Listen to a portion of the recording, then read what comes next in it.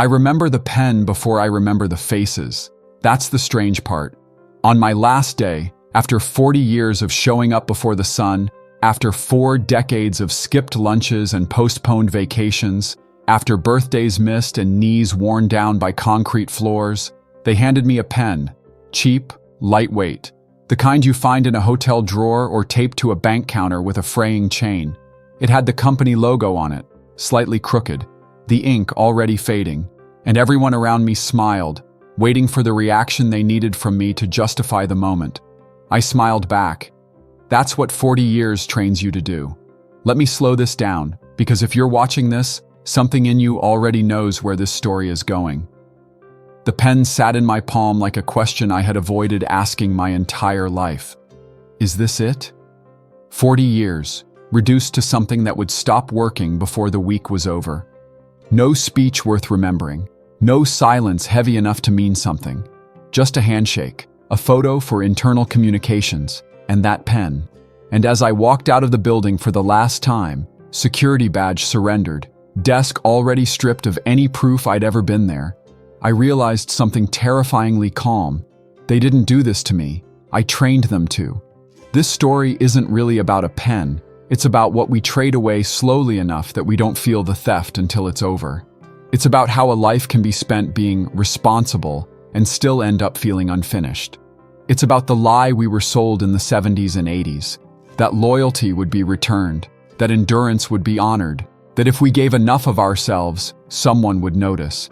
If you're between 45 and 65, you already feel it. The quiet reckoning. The moment when the noise dies down and you're left alone with the question you never had time to ask. What did all of that cost me?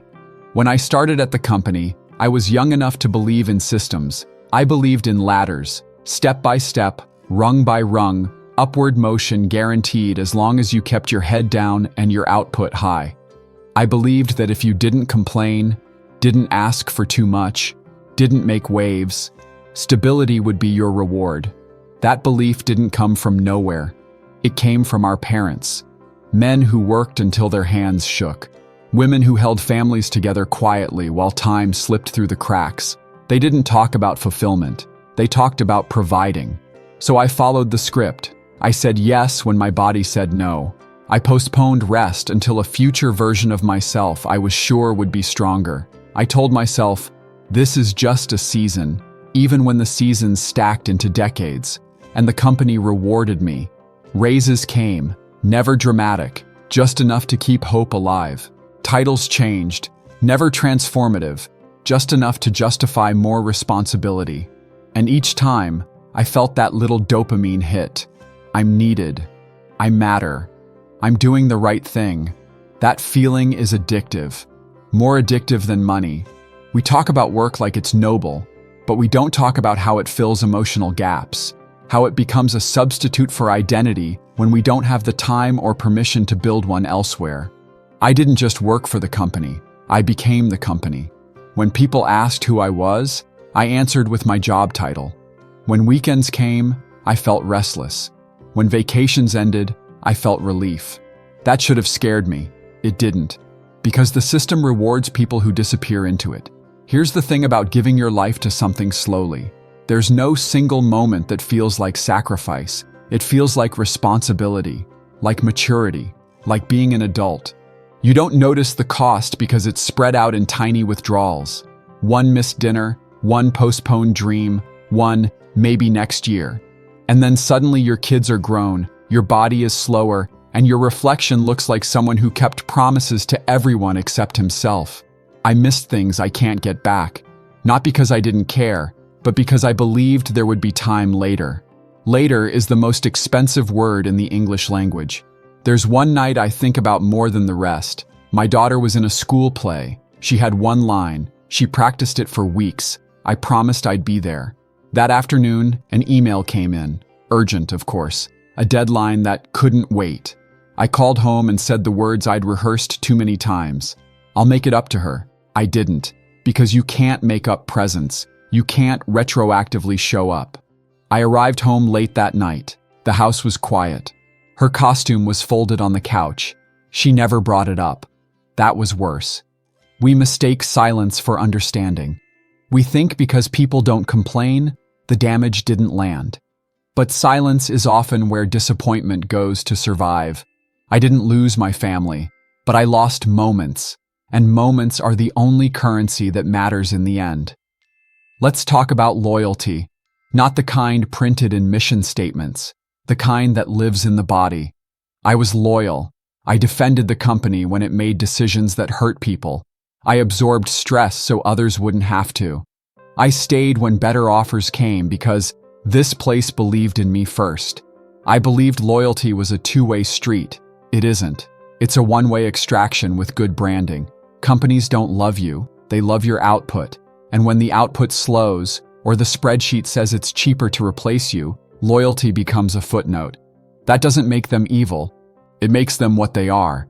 What hurts is realizing too late that you expected a human relationship from a system. A week before my last day, there was a meeting. Restructuring, efficiency, new direction. Words that sound neutral until they land on you. I wasn't angry. That surprised me. I felt light, like something heavy had been removed without my permission, and now I could finally feel how much it weighed. That night, I slept better than I had in years. That scared me. If you've ever felt relief at the thought of stepping away, even involuntarily, you know the guilt that follows. How can I feel better about losing something I worked so hard for? Because part of you has been drowning quietly for a long time, and air feels like betrayal when you've normalized suffocation. Back to the pen, they lined up the compliments. Reliable, dedicated, a pillar. Words chosen carefully to sound meaningful without costing anything. I shook hands. I said thank you. I meant it. Gratitude and grief can coexist. As I walked out, I didn't feel rage. I felt clarity. I finally understood the transaction I had agreed to. Time for money, life for stability, presence for promises. And the receipt was that pen. No one prepares you for the morning after. When you wake up and realize the thing that structured your days no longer exists. The silence is loud, the calendar is empty, and the question waits patiently. Who am I now? This is where many people panic. They rush to fill the void with another obligation, another title, another version of the same life with different branding. I almost did. Here's the hardest truth I've learned. The company didn't take my life. I offered it. Not all at once, but willingly, because it felt safer than choosing myself. That realization hurt more than the layoff, because it removed the villain. And when there's no villain, there's only responsibility, not blame. Responsibility. And responsibility means choice, even now, especially now. I won't insult you with false optimism. We can't rewind. We can't reclaim the decades already spent. But we can stop the bleeding. We can decide that the years ahead won't be ruled by the same fear that shaped the years behind. Time doesn't need to be optimized. It needs to be inhabited. For most of my life, success meant endurance. How much I could carry. How long I could last. Now success means something quieter. Mornings without dread. Conversations without checking the clock. Choosing rest without earning it. I no longer measure my worth by productivity. That's a withdrawal process. Some days are harder than others, but every day feels more honest. The first week after my last day, I didn't do much. I walked. I sat. I noticed how tense my shoulders had been for years. I noticed how often I had ignored my own fatigue.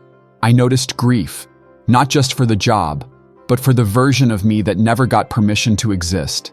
I forgave him. He did what he knew.